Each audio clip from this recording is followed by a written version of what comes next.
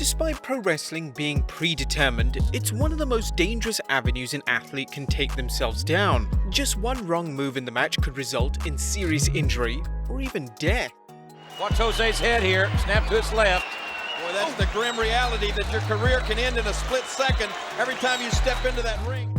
All it takes is a simple miscommunication or a wrong landing, and a wrestler can find themselves on the way to the hospital afterwards. Over the years, top companies such as WWE have got a lot better at dealing with serious injuries, as they've acted quickly and had an efficient medical team on hand to make sure the talent in the ring are completely safe at all times. However, over the years, there have been numerous injuries during a WWE match that have resulted in a superstar being legitimately rushed to a hospital or local medical facility, depending on what WWE is calling it that night. I can tell you this, we've been told it has been rushed to a nearby medical facility.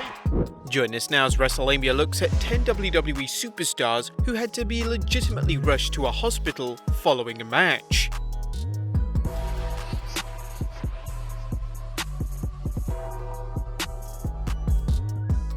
Be sure to subscribe and hit that notification bell for daily wrestling videos.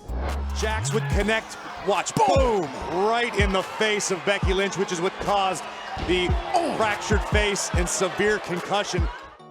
Number 1. Enzo Amore. You got over it. Everybody say it. Everybody say it. Enzo Amore wasn't the most gifted wrestler in the world. After all, he was a guy that broke his leg while trying to counter a wrist lock. He was more of a promo king. AJ Styles, you got a haircut like a soccer mom, how you doing? But one of Enzo's more infamous moments came at the 2016 Payback pay-per-view, which was the main roster pay-per-view debut of Enzo and Big Cass. This tournament now one match away. Wow, man! Wow! Did you see the way that Amore, talk about whiplash? During the early moments of the match, Simon Gotch threw Enzo into the ropes, with Amore's head hitting the ring mat after bouncing off the middle rope, and a somewhat limp Amore fell onto the floor at ringside. Again, our doctor is here at ringside with Enzo Amore, who, guys, he hasn't moved. Now, Gotch tried to pick Amore up, although the referee intervened, resulting in the match ending in a no contest.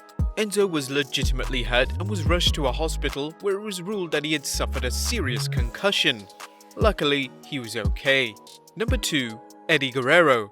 Eddie Guerrero is one of the most celebrated and most decorated superstars of all time. His matches and character-driven promos and stories have become immortalized in WWE history. Eddie! What are you doing? Holmes! We ain't going to New York City. We are going for a ride. One of the feuds that Eddie became famous for was his 2004 feud with John Bradshaw Layfield. However, one of the reasons it became famous was due to an almost tragic mistake at the Judgment Day pay-per-view.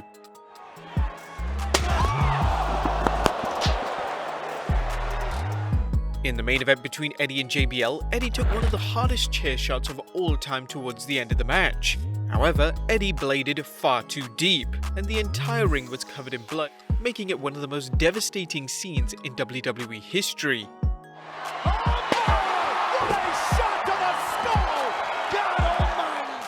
Eddie, alongside his nephew Chavo, went to the hospital following the match, and luckily Eddie was okay and would be fit to wrestle again during the next SmackDown tapings. Number 3. Droz. Okay, thank you. The day I was there, they were beginning a push for Droz. The story of Droz is one of the more tragic on this list, as during a SmackDown taping in October 1999, Droz was wrestling D'Lo Brown.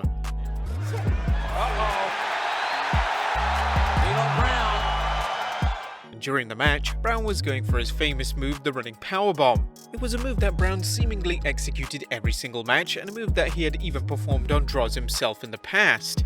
But on this occasion, Brown couldn't get proper grip during the move, resulting in Droz being dropped right on his head, breaking 2 bones in his neck in the process. After medical staff rushed to the ring, they determined he needed to be rushed to hospital, where emergency surgery was undertaken to reduce the swelling on his spine. Droz was unfortunately paralyzed, losing any movement below his neck.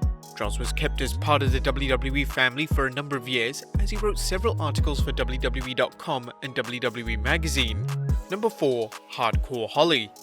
And if you try to stop me, you greasy-haired little freak, I'll beat those stupid tattoos off your body. Hardcore Holly had a reputation for being a tough veteran who was very rough in and out of the ring. However, this toughness didn't make him immune to injury. Powerbomb here, and once again, Holly. In a 2002 match with Brock Lesnar, Lesnar dropped him right on his neck courtesy of a botched powerbomb, which left him with a ruptured disc in his neck. You broke my neck. But you made one big mistake. You didn't finish the job. Holly later admitted that it was a simple case of an accident caused by inexperience, and went on to add that there was no ill will towards Lesnar. Holly somehow continued the match with a broken neck, but immediately after the match he was rushed to a local hospital. Brock, I'm gonna break your neck. He would miss over a year of action before returning to WWE to feud with Lesnar over the WWE title. Number 5. Wade Barrett. Wade Barrett should have been a huge star during his time in the WWE. But I'm afraid I've got some bad news. Unfortunately, one of the things that didn't go into Barrett's favor was his extensive list of injuries during his WWE career.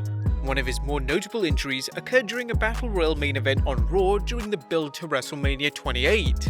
The injury took place during a spot where Barrett was outside of the ring and the Big Show threw Dolph Ziggler out to Barrett. Dolph Ziggler! Oh my God! However, Barrett managed to catch Ziggler at a weird angle, which resulted in an unfortunate injury.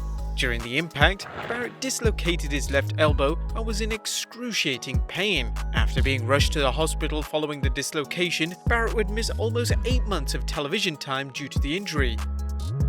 My fists are my weapons of choice. Upon returning, he would debut a new bar-knuckle fighter character, which would be short-lived. Boom! That's that bare-knuckle style, and Wade Barrett's bringing it back to us here. Number 6. Triple H. When it first happened, I didn't know what the hell happened to me. It felt like I'd been shot in the thigh. On the May 21st, 2001 edition of Monday Night Raw, Triple H suffered one of the worst career-threatening injuries ever seen on WWE television. During the main event, Triple H and Stone Cold Steve Austin were facing Chris Jericho and Chris Benoit.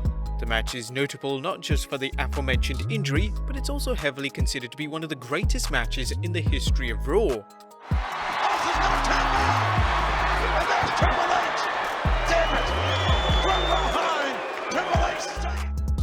In the match itself, Jericho had Austin in the walls of Jericho, but then Triple H ran in to break up the move, but as he did it, he tore his left quadricep muscle, causing it to come completely off the bone. Strong sensation here of a pop, and it, that felt like electricity went up my leg, and I guess that was it tearing. Triple H was unable to put any weight at all on his left leg. Somehow, he continued to wrestle on one leg for the rest of the match. The way I figured, if I can still move, I can still go, so can't stop me that easy. As soon as the match was finished, Triple H went immediately to hospital and would be off the shelf until the next calendar year, missing the WCW and ECW Invasion storyline completely. Number 7. Joey Mercury. But let me be the first to say, you guys are cool!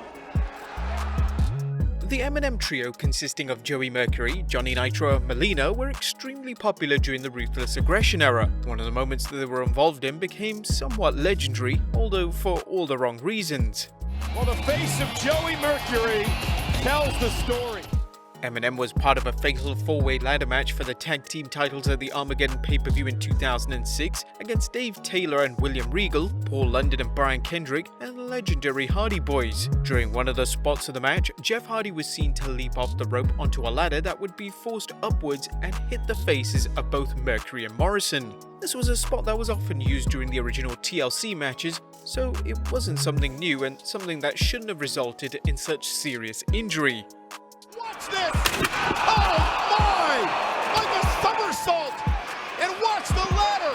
Wow! Right into the jaw and the nose! Sadly, Mercury didn't get his hands up in time and took a different impact to the face. Naturally, Mercury's face was seriously messed up with blood everywhere. Mercury was pulled from the match with immediate effect and was rushed to a nearby hospital. It's got to be tough for him to watch that. Luckily, he only suffered a broken nose and had a number of stitches, but it could have been a lot worse. Number 8. The Undertaker. Into the cover, hooks the leg, the streak is over. WrestleMania 30 is infamous for the breaking of the legendary streak of The Undertaker. In the match, Brock Lesnar was the one to finally break the streak in a polarizing decision that still decides fans to this very day. It's a struggle, guys, for Undertaker just to get to his feet. He spent most of this match on the mat. Unfortunately, the match wasn't up to the traditional quality that fans have come to expect from The Undertaker's WrestleMania matches. This was mainly because Undertaker suffered a concussion early on in the match, meaning he literally didn't have a clue what was going on during the match.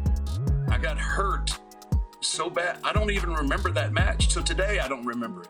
The Undertaker recently stated in an interview, "I've only been working a few times a year, so what I think happened was that working just once a year finally caught up with me. Most guys aren't Brock Lesnar and they're not able to throw me around like that. It was nothing that Brock did, I think it was just that my body was not used to the trauma."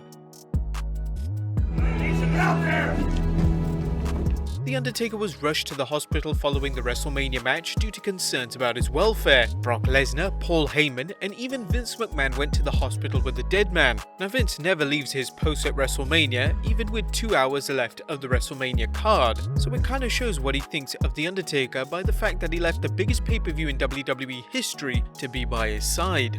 Number 9. John Cena.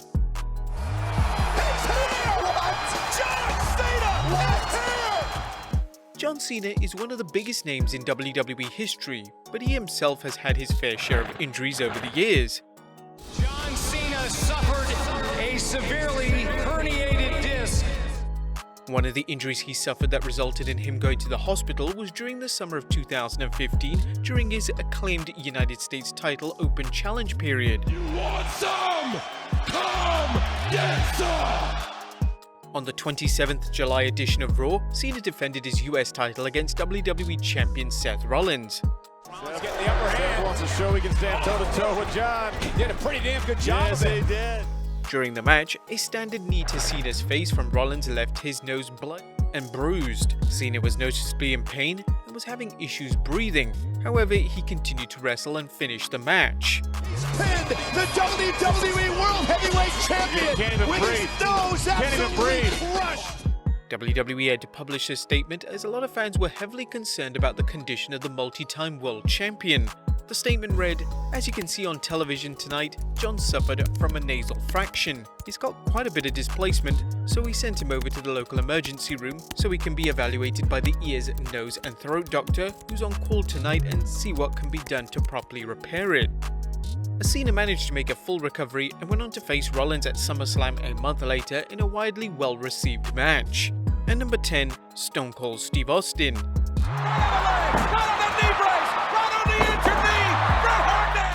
The legendary Stone Cold Steve Austin has had a long, extensive history of injuries. These ultimately led to his premature retirement at WrestleMania 19 in 2003, and he hasn't wrestled since. One of the injuries that contributed to this early retirement was his neck injury Austin suffered at SummerSlam 1997 in an infamous match with Owen Hart. Let's see what Austin can do with Eamon. No, how about that? I've got a Shades of the Undertaker. In the match, Owen set up Austin for a tombstone piledriver, but Austin's head was far too low, and as soon as his head hit the mat, his neck was immediately broken. Austin was temporarily paralyzed following the move, and Hart used traditional heel tactics to play to the crowd until Austin could get some movement back in his body and roll up Owen so the match could thankfully end. He was rushed to hospital after the match so doctors could evaluate the condition of his neck.